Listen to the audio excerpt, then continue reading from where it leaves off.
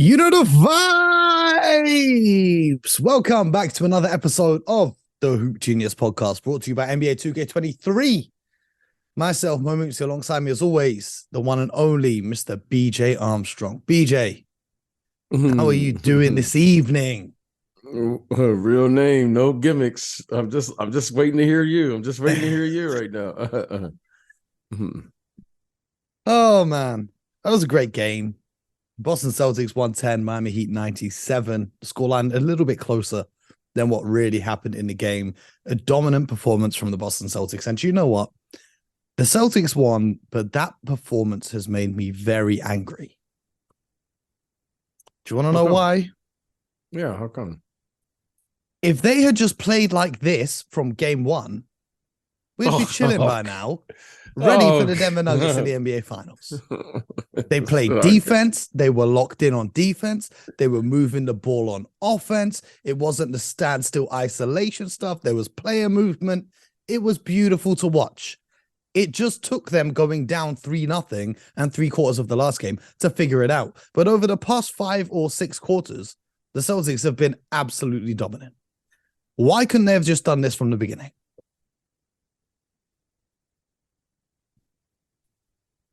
I'm looking forward to game 6.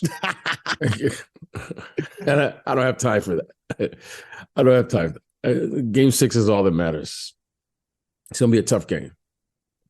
That's game 7 for Miami. Game 6 is game 7 for Miami because you can't lose 3 straight and then go back to the Garden and think it's going to be sweet. Well, Marcus told you, don't let us get one. Now they got 2. And what comes after 2? I'm just looking forward to game 6. I'll be there on Saturday. So we'll see. You're going to be there, Miami? Yeah, I'll be watching. I'm not going down to Miami. I can't do that. I was going to say. I'm not that committed. But I will watch the game. It was interesting. I will watch the game on TV. 4 scorers scored above 20 points for the Celtics. I've not remembered the last time that's happened for them. The part that stood out to me, 13 steals in this game, only 9 turnovers, and once again, over 40% from 3. And that is the magic formula. Miami shot very well from 3. They were 39% from downtown. But the Celtics absolutely crushed them in terms of second chance points. Now, Miami, in fact, got more rebounds. And they got 10 offensive rebounds. The Celtics got 12. But the Celtics converted those into putbacks at a much higher rate than the Miami Heat could. The Celtics also did a great job of getting out in transition, causing a lot of steals to get out and run. That's a lot of the Miami turnovers. The Miami Heat finished once again with 16 turnovers. We wondered in the last game if it was uncharacteristic for Miami to have so many turnovers, and they did it once again tonight. Jimmy Butler only scored 14 points. Bam Adebayo had 16. The highest scorer was Duncan Robinson off the bench with 18, and some of that came in garbage time. What's happened, Jimmy Butler? Playoff Jimmy, because I heard sports shows yesterday saying that Jimmy Butler lost. This is the most ridiculous thing I ever heard. They said Jimmy Butler lost game 4 on purpose so he could win game 5 in Boston and celebrate against Boston fans. The notion that a player would lose a game on purpose or have the ability to lose a game on purpose just to go on the road and celebrate against opposing fans is utterly absurd. I don't think Jimmy Butler had any intention of losing game 4. I don't think he had any intention of losing game 5. And one player can't win or lose your game, right? But what's your take on it? I'm sticking to my original thought. I'm looking forward to game 6. Mm-hmm. Perhaps one of the best games we'll see. Well, I said Heat in 6. So yeah, you said the Heat in 6. So far for me, the best series has been the 7-game series. Golden State. The Sacramento Kings, Golden State. Like the bean. But this game right here is going to be a massive, massive game. I just think this game is going to bring all of the energy that's absolutely necessary to a playoff game. And you're talking about the conference finals. So, that we were treated in the first round it was one of the better series that I've seen, especially for a first round series. Mm-hmm. Now we're talking about, tying this series up for the Boston Celtics. However, if you just think about it for a second, I mean, what's the uphill battle for the Miami Heat to go back to Boston and win Game 7? I mean, that to me is wow. So I think the energy, that they need to win this game, Miami. They need to win this game. Because if they don't win this game, I don't see, I mean, anything's possible, but highly unlikely that they win Game 7. So I'm looking forward to this game. I will be tuned in. I think it's going to be a fantastic game. Now, and here's the thing. Coach Spoelstra has a plan, and I agree with how he's played the last 2 games. He hasn't shown them yet what he can do to counter what Boston is doing. Now, Boston has done something to me, which is, I mean, they played with a sense of desperation, as they should. Yeah. They're shooting threes early in the shot clock. However, they're making them now. That's the difference. It's a make or miss league. Okay. Now, when you make, what did they make tonight? I don't know. They probably made over 15. They made 16 threes. Yep. They made 16 threes at 41%. That's their recipe. They're shooting threes earlier in the shot clock, and they're playing, much faster than probably they traditionally play during the regular season in order for them to get those 3-point opportunities. And they don't care when they come. They're just taking them now. Mm-hmm. Okay. They're letting them fly. Al Horford, I mean, your center, for crying out loud. He didn't hit one tonight, but he's taking them. But he's taking them. Derek White, though, 6 of 8 from downtown, and Marcus Smart. That's what I'm saying. They're taking them. I mean, That's it's impressive. clear what the recipe is. Okay. Now, I'm going to give Spo credit for this. Sometimes you don't show your hand. It's kind of like, Why would you not when you got a chance to eliminate a team? Because if you show your hand and you lose your competitive edge. But this is 2 chances now they've had to eliminate this team. Well, what we've done, we stuck to our game plan and we got up 3-0. We lose one game and then we change, we go away from our game plan. That signifies to the team that our game plan was a gimmick. It wasn't on a solid foundation. Mm-hmm. Okay. You're talking. So when will he reveal his hand? Game 7 is what you're saying. No. Okay. If you're playing in a series. You're playing in a series. I know you got to know when to hold it and you got to know when to fold it. When a coach changes his philosophy, like the Celtics are doing, the Celtics are playing they're just desperate. If this doesn't work, they're done. Well, this is how they played the whole season. No, in my opinion, this isn't how they played the whole season, but it is what it is. In my opinion, but they are getting threes. You don't play. This is not that's what they've done all year. Basketball. That's what they've done all year. Mo, I'll let you talk and then I'll say what I say. Go ahead. I'll let you say. No, I'm just saying they've not changed their game plan. They have been. Like, we criticized them through the first 3 games for taking those early shot clock threes. We criticized them through the playoffs so far for relying on a 3-point shot. The difference is now that the shots are going in. So their philosophy's not changed. What I see is entirely different. What I see is so what were they doing before and what are they doing now? So what I see is a team now that's committed to not playing against the set defense of the Miami Heat. Reason being because the Miami Heat have really did an excellent job of taking away their 3-point opportunities when they go into their traditional offensive sets. And why that has worked is because the Boston Celtics became stagnant and they were playing isolation basketball. And then the Miami Heat committed to one philosophy. They can't beat us.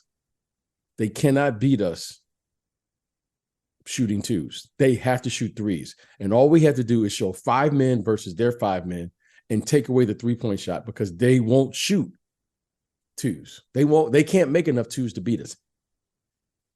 The Boston Celtics have said, our offense is dependent, or whatever their way of playing, our offense is dependent on us shooting threes. And I don't care when you get it, just shoot it. Let that thing fly. Let it go. I don't care if it's in the first pass, second pass, and clearly they're playing now and the ball isn't sticking. It's just not sticking as much. So now they're playing with a more faster tempo and a faster pace because we're not used to seeing them pass the ball as frequently to get to the three. And it helps when you make it.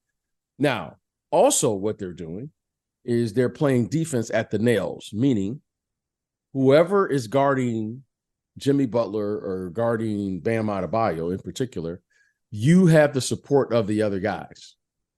You have the support, which was totally different than the others because Jimmy Butler and them were just going. So they're playing faster and they're playing advantage basketball. You can see that they are committed to trying to play against the Miami Heat before they get set. I mean, they're committed to running. And hasn't always been the case when I've watched them play, but you watch them more. But I can definitely tell you this. They don't want to play against the set defense of the Miami Heat because the Miami Heat, they're doing a terrific job of mixing everything up. They're doing a terrific job of keeping them off balance. The Miami Heat were in the first three games, but they play zone, they pick up full court, they go man to man, they trap Tatum on the doubles. They force him into traffic. Every time they drive, they were taking charges at the basket. Now, with this faster tempo, faster pace, Spoelstra hasn't made Coach Spo hasn't made an adjustment yet, which I agree with, because you don't want to show your hand and you don't want to act like you're desperate. But now I think what he's going to do in Game 6 is say, okay, we have to figure out how to win 4 quarters and win, whether it happens in 6 or 7, and be committed to that. A game at home. And I think you got a game at home, you win it, you're in the NBA Finals. If you had told this to the Miami Heat a week ago, a month ago, at the start of the season, they would have took it. They're in a good position. But I think being up 3-2 on paper, however, the momentum, is I always look for Big Mo. Big Mo, when he comes rolling down the hill, that's a problem. The momentum has shifted in this series. Confidence has shifted in this series. The confidence now and the momentum now is with the Boston Celtics. But we will see, because I can assure you that this Game 6 will be played at a much higher intensity than these first 5 games, because both teams, especially the Celtics, realize there's no more room for error for them. Mm-hmm. And the most difficult part of the series will be to close this team out. They got to close them out. And I just see this being a highly contested game. I think it's going to be a closely officiated game, one in which the officials are going to allow the most physical team to dictate how this game is going to be played. And that's going to be key. So I'm really looking for the team that's going to come out and establish who's the most aggressive.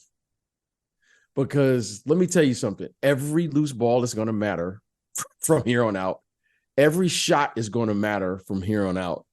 And I haven't learned this yet about the Celtics. Can they win a game when they don't shoot well from 3? Yeah. That's my only question.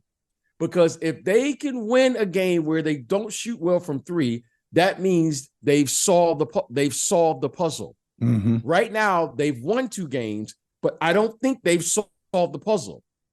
So Game 6, we know the Miami Heat know what they have to do. They got to guard the 3. They know that. They know they got to guard the 3, and they have 8 quarters now. They have 8 quarters to look and say, this is how they're trying to play. This is their counter, guys, to what we did. So either we have to do above and beyond what we did in the first 3 games, or we're going to have to change our plan. I don't know if they have enough bodies, able bodies, to do Well, that. this is a big factor tonight. No Gabe Vincent. Their guard rotation is very thin at this point. That's what I'm saying. I don't know. I don't know if they have enough bodies. And I thought the kid, Caleb, I thought he Meyer. got hurt tonight. Yeah, but he got back up. Yeah, he got back up. But who knows? I mean, his Yeah. adrenaline got him through the game. Maybe he gets up tomorrow, and who knows? That didn't look good. No. So we'll see. I'm just looking forward to game 6 because I love this intensity. And I want to see the Celtics win when they don't shoot well. Because if you live by the 3, guess what up, Mo? You're gonna, Yep, like what happened in the first 3 games of the series. My favorite part about Yes. tonight, Jason Tatum had 21 points, Jaylen Brown had 21 points. But the part that stood out for me, 11 assists for Jason Tatum. His playmaking is finally back on the level where you recognize why he's a top 5 MVP candidate. His defense is back at that point where, and he's done a great job of taking on the Jimmy Butler assignment as well, where he's been defending at a fantastic level.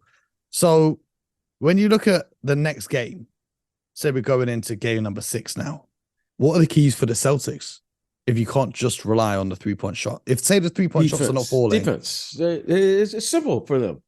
They have to play. Okay, they're on the road. Okay. The crowd, the energy, you play better at home. They certainly did. They fed off the crowd. Now they're going to have to go back and play a different brand of basketball on the road. They're going to have to grind this one out. Okay. They can't depend on their 3-point shooting. I know they have the last 2 games. You don't want to fall in love with the 3. Grind it out and commit to the defensive end and trust your offensive principles. Jason Tatum, you're not going to win this game by yourself. Okay. Let me tell you something. I would be shocked if he got a 50-point game like he did in the previous Game 7. series. Okay. Philly. Be committed to just making the right play because this is a disciplined defensive team. Coach Spo is going to have a game plan and be committed to the process. Whatever the game demands, just do that. And then like I said, I think the Celtics, I thought it at the beginning. I'll stick with it. I think the Celtics, I picked the Celtics to win this series.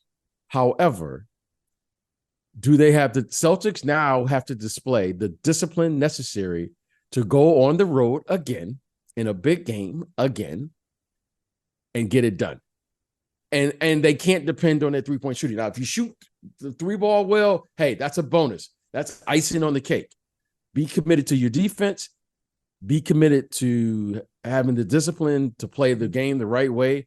And then from there, we'll see what happens. But I think it's going to be some type of game. I think it's going to be a great game. Game 6 down there in Miami. Absolutely. But the Miami Heat, they need a big game from Jimmy Butler. He's been pretty quiet since he got into it with Grant Williams. The last 2 games, he's been very quiet in particular. We need to see this playoff Jimmy do what he does. How much do you think he's affected by the fatigue of carrying this team through the playoffs so far? All that playoff, I can't get into the fan stuff like playoff Jimmy and all those things. I don't, whatever. Okay, that sounds. Well, that's what I'm saying. Is if it was a real thing, they would have won the series. Jimmy, the Celtics have committed to the following: we are going to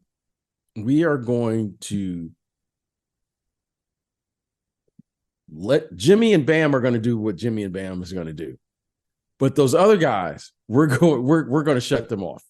Okay. That to me is what it looks like from my angle. Mm-hmm. Jimmy knows that he needs those other guys to give him the support so that he can win the game. The formula is simple for me when I watch the Miami Heat. Jimmy wants to keep the game always in striking distance and then win the game at the end. Mm-hmm. And if those other guys aren't going and the game gets out of hand, like the Celtics, they got up early. Now, all of a sudden, Jimmy just can't win the game. Jimmy could have easily got 20, 25 tonight, but he's got to keep the game close and in striking distance so he can win it. So, to me, Jimmy is not going to play for 48 minutes and carry the whole team. He can't. That's impossible. Like even that's impossible to do. But if those other guys, if he can get some other guy, Bam or Caleb Martin or Kyle Lowry to have 18 or 20 points and keep the game, now he can dominate the game. Because I think he can dominate the game. He's shown that. He gets the matchup that he wants, and then he goes after the guy. I think he can do that. However, what I haven't seen, there hasn't been another guy that has stepped up and played and had a spectacular second quarter or third quarter, kind of like what Gabe Vincent did that one game. Kind of when Duncan Robinson came in and he was like, oh, he had 18 points or so or 20 points off the bench or whatever, whoever is going to contribute, Max Strus. So right now, the formula is simple. Guys, we have to keep the game close, and then our best player will win it. And I think Jimmy knows that. And Jimmy's not going to waste a 35 or 40 point effort in a 12 or 13 point loss just so he can say he got his numbers. Jimmy knows that. And I think Spo knows that. Don't waste a good effort. They know what they can do. Bam or somebody's going to have to play spectacular, and then Jimmy will finish it up. Yeah, I think one thing that was great for the Celtics in this one is they finally found a way to score against Miami's zone defense. I think Jaylen Brown, especially being aggressive, attacking the zone and getting right into the heart of it, and then dishing rather than forcing a shot over 3 or 4 defenders, was absolutely crucial to them, especially early on in this. Miami didn't lead throughout the entire game. Usually when they want to go on a run, they'll go to that zone to kind of throw off the Celtics. So they did a great job in regards to that one. So if they can keep doing that, then that's a big spanner in the works for Miami. One player that did impress me for Miami was Haywood Highsmith. We talk about them finding just guys. Haywood Highsmith had 15 points. I said to my friend before the game, he's going to have 70. He got 15 in the end, 3 or 4 from downtown, 6 from 9 from the field. He was impressive. So he's someone that Miami can go to in the next one. I don't know the status of Gabe Vincent right now, whether or not he will actually be able to play in the next one. He'll be ready to play. He'll be ready. He'll play because having Max Strus and Kyle Lowry as your guards, Marcus Smart and Derek White absolutely completely nullified them. So, the Celtics today finally looked like the Celtics do. Every time that there was a double team going to Jason Tatum, he was finding the right pass. Team was moving the ball, and they're doing it with purpose rather than because they have to. Does that make sense? They're purposely finding these passes. They know. Look, the formula for the NBA is simple, right? It's been around since the beginning of time. You have to make a decision versus really good defensive teams in 2 seconds or less. The Celtics, we all know that they can get a little selfish because they have terrific one-on-one players. And those guys are 25, 26 years old? They're young. Yeah. They're still trying to figure out how to play and move the ball and trust the offense and do all those things. They're still figuring it out. They're young players. They're not like 28, 29, where traditionally guys start winning championships. They're right on the cusp of doing it at 25 and 26. But in these last 2 games, they've done a much better job. And you can see when you play the game the right way, you get rewarded. So everyone's moving the ball. Guys know that they're going to, when they're open, Grant Williams and all these guys, they're going to shoot it. They know they're going to get the passes. We all know, everyone knows, Mo even knows it. They're going to double team Jason Tatum. Jason Tatum is probably the only guy in the gym who doesn't think that he's going to get double teamed every night. That's why he plays the way he plays, but he's young. Mm-hmm. But tonight, he gets 11 assists, and we're like, oh, wow. Well, Jason, you could do this every night. I remember the first game last year in the finals. He had the similar game. Mm-hmm. Remember, Bo, he had one of these 10, 11 assist games. Bo, he's just learning how to play. But he can do it. But he has to set that tone, because when he passes the ball, Jaylen Brown starts passing the ball. And then guess what happens? Now the team has to defend, and they're on the island. So for Miami, they got to figure out how to get Jason Tatum to be more selfish. That's what we want. We want him to go into his dribbling act, to his best routine of saying, I can beat you one-on-one.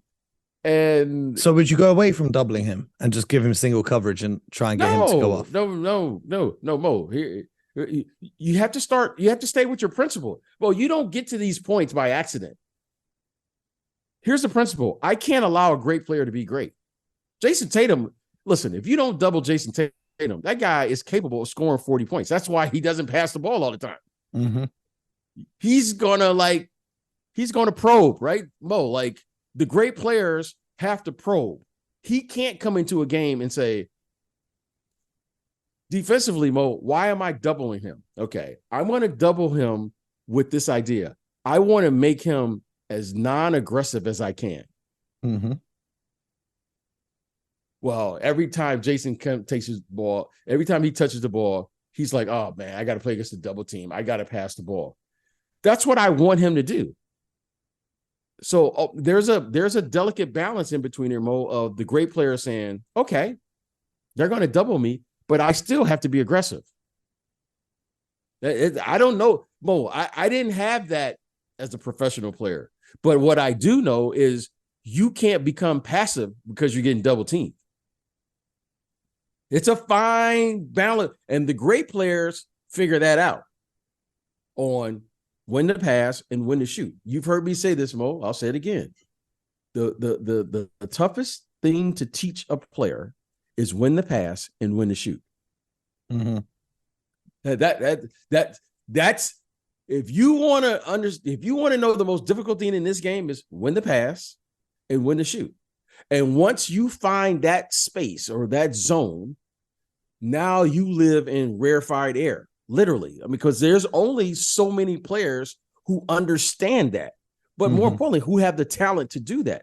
Jason Tatum, I can never be mad at him for trying to score. Why? Because he has the talent to do it. But when he gets that space like he did tonight, you go, wow. Like you go, wow. Because the team is better. I mean, Jokic, Mo, that's what makes Jokic so. Mo, this guy's averaging a 30-point triple-double. Yep. So, Mo, he's playing in a space now that where only the great ones live.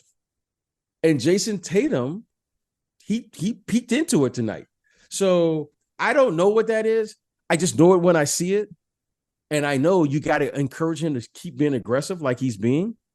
But however, Mo, sometimes you got to live with the mistakes too, because you know what? When he makes the right choice, they win. When he doesn't make the right choice, we lose. But that's the price you got to pay. That's why sports is great. That's why when people say you got to get rid of these guys, I go, wait a minute. This guy's what? How old is he, Mo? 25 years old. Like he's 19. That's what I'm saying. Like he's still figuring this thing out. Like he's figured it out and already been to the finals. Well, Mo, by all accounts, he's a little ahead of a schedule. Mm-hmm. Okay. He's ahead of schedule right now. All right. This guy's been to the conference finals how many times, Mo, already? Too many for someone his age. The only players with 40-plus Eastern Conference playoff wins in the last 5 years is Jimmy Butler and Jason Tatum. So that's what I'm saying. So this guy, I mean, he's fine. But I love it when he gets it right. Why? Because you know there aren't many players that can do that. Yeah. That's in the NBA today. Yeah. I think the other player that's been great has been Grant Williams, doing some stuff that doesn't show up on the box score. It will forever baffle me why he didn't play in game one and they played Peyton Pritchard instead. But credit to Joe Mazzulla because he's finally started calling timeouts when the Heat go on runs. So that's an improvement. But you know what? Is that your big adjustment? Call a timeout. Yeah, it seems to be working. But you know what? The Celtics started this game on a 25 run or whatever it was. They had a big run early in the game. And then since then, they were actually outscored. If you actually look at it like that from a silver lining perspective from Miami, right? So it's not all roses. And the Miami even cut the lead to 10 when the Celtics pulled their starters late in the fourth. So a little bit nervy. You know, I've seen the Celtics fumble some big leads. So, you know, Sam Hauser hit a three and I was like, oh, thankfully. That's another guy. Like, this is the other thing I've wondered. It's like, you see what Miami does with all of these guys in their roster. I've always wondered, like, Sam Hauser has shown you consistently over the season. He's given you good minutes. Why is he not getting in there? Blake Griffin as a veteran. You see what Kyle Lowry and Kevin Love do. Maybe he gets minutes, but it's working for now what Joe Mazzulla is doing, and we'll see if it works in Game 6. Who's your prediction for Game 6? Listen. I'm going with the Celtics. I picked them. I'm Okay. not going to waver. I picked the Celtics. The reason I picked the Celtics for what I saw during the course of the season. They were consistent. They played well. They were dominant. They have depth. However, Miami in the first 3 games, they were the better team. That's what it is. But right now, the Celtics are playing a nice brand of basketball. And if the Celtics can meet, the team, there's like individual matchups, then there's team matchups. If they can meet the team matchup of saying, we're going to match you team for team, we're going to stay disciplined, we're going to move the ball, we're going to do all those things. The game always favors the better talent. The Celtics have the better talent. Okay. The Celtics have the better individual talent. Yeah. I think if they can just stay disciplined, though, that's hard to do. The aggression as well early, especially on defense, the aggression on defense, like forcing Bam. How many turnovers did Bam have in this game? Bam finished with 6 turnovers. A lot of that was from Marcus Smart, Derek White, the guards being really aggressive, trying to force pressure on him. You have to. And like I said, I think now they've had a couple games. I think they feel good about what they achieved tonight. I really believe that Miami felt that they achieved something tonight. And now they're like going back home. I don't think this is going to be easy for the Celtics now. Who knows? The Celtics could come out and be unbelievable shooting again. Clearly, they figured that out, that they have to play fast and do some different things. So in saying that, I think it's going to be an incredible chess match.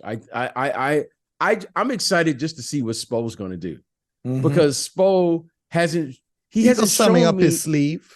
Yes, Spo hasn't shown for the first 5 games. He had a game plan that worked. Now he's got to show me. Yeah. He's just been plowing along. He's like, okay, let me see what these guys are going to do against us. So now he's got to do something. Okay, he's got to have something that he knows he can pull out, right? And so I think he's got to do something. But again, his team's got to execute it. And when he does, it's going to be imperative that Joe Mazzulla can counter that right there and then, because there's no second chance. There's no will adjust in the next game. It's there and then. So the in-game adjustment. That's why, yes. So how these coaches, I love it when these coaches go, they lose a game or they go, hey, I got to take a look at the film. There's no more film now. That's why I love this. This is why, videos got people. It gives you a built-in excuse. Well, I got to take a look at the film. I got to go look at the stat sheet. I got to know the numbers. No. Can you look at the game and see it? Now you're going to see what's going to happen in real time. This is what makes sports go so great. This is why I'm always like, what do you mean you got to go look at the film? Aren't you looking at the game? That's just a way to avoid the question. Let's just call it what it is. You just don't want to answer the question. Because, but here's the thing. 9 times out of 10, these people, the coaches, the players, they don't see it in real time. Like, it's a difference. The game happens right here, right now. And a lot of times the players and the coaches don't see it. So I know Spo sees it. I know he sees it. I'm 3,000 miles away and I see it. Okay. You see it. We all see it. But now he's like, okay, but when you going to pull it out? It's kind of like you have an encounter, but you're not going to do it in the second round of a fight. You're going to do it in the later rounds. You know what I mean? Yep. Where you can feel you can knock this guy out. Because when you want, if I were him, I wouldn't do it most to the third quarter of Game 6. Why? Because allow the team to feel you go into halftime, it's a 2-point game or tie. Now everyone's feeling good about their chances. And then suddenly you throw this wrinkle in the third quarter and you're not able to talk about it as a group. Yeah. You got to make this change. And that's the Steve Kerr does that trick. Spo knows all those tricks. Greg Popovich, Phil Jackson, Pat Riley. You make the changes after halftime so that the team has to function in real time. Mm-hmm. So I'm going to be fascinated to see what happens here in the game 6. This is game 7 had my attention for the Warriors, Sacramento. This one, Mo, is right up there. Man, I'm looking forward to it. Friday night basketball. What could be better than that? Is it Friday night? No, Saturday night. Saturday night. Oh, no. Saturday night. I've got an early start on Sunday. That's not going to be great. But we move. But, well, it could be great if your C's win. Well, you know what, Mo? It's going to be a bad night for you no matter what. Let me think of it that way. So you know what? Your Saturday night is already done. But for some of us, it could be a good night. Your Saturday night is done. Because if the C's win, your prediction is off. If the C's lose, the worst case is Miami win game 7. That's the worst case for me. You come back from 3 games down just to lose game 7. Oh my God. That's probably what will happen. This is the first time in podcast history. Let's take it one game at a time. Let's not get ahead of ourselves. Man, I know the Denver Nuggets are somewhere just enjoying themselves, getting ready for the NBA Finals. But we'll be back with more.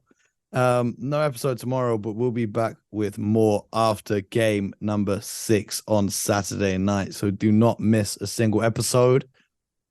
Stay tuned to the Hoop Genius Podcast, YouTube, Apple, Spotify, subscribe wherever you're at. Leave a review, leave a rating, 5 stars, all that good stuff. And most importantly, get buckets.